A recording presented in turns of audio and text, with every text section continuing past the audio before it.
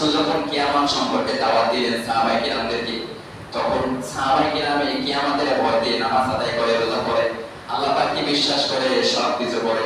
আর কাফের বেঈমান যারা মুশরিক ছিল তারা তিরস্কতা সৃষ্টি করে, ঠাট্টা করে যে কিয়ামত কি, একে অপরকে প্রশ্ন করে, জিজ্ঞেস করে কিয়ামত কি, সেটা কবে, সেটা কি হবে। বেরোমায়না আমরা যারা মুসলমান দাবি করি, ঈমান গ্রহণ করেছি, আমরাও কিন্তু কিয়ামতের প্রতি তেমন একটা বিশ্বাস করতে পারি নাই। যদি কিয়ামতের প্রতি বিশ্বাস করতে পারতাম, তাহলে দুনিয়াতে আল্লাহ রাসূলকে বাদ দিয়ে কোনো কাজ করতে পারতাম না। ইসআলু আইয়ানা ইয়াউমুল কিয়ামah, কিয়ামত কবে?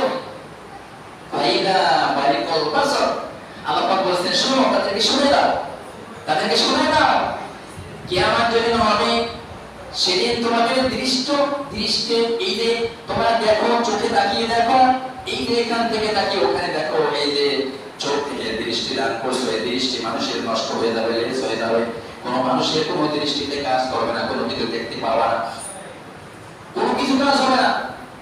ফাইনা বারিকাল বাসর ওয়া খাসাফাল কমার, এবং এই যে রাত্রে, এই যে সূর্য রাত্রে আলো দেয় না, তারকায় রাত্রে আলো দেয় না, অবশ্যই এই যে আলো দেয়, এই আলো কোনোদিন দেখতে পারবেন না।